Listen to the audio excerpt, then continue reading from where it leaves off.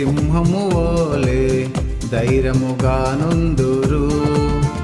నీతిమంతులకు జయము కలుగుట మహాఘనతకు కారణము.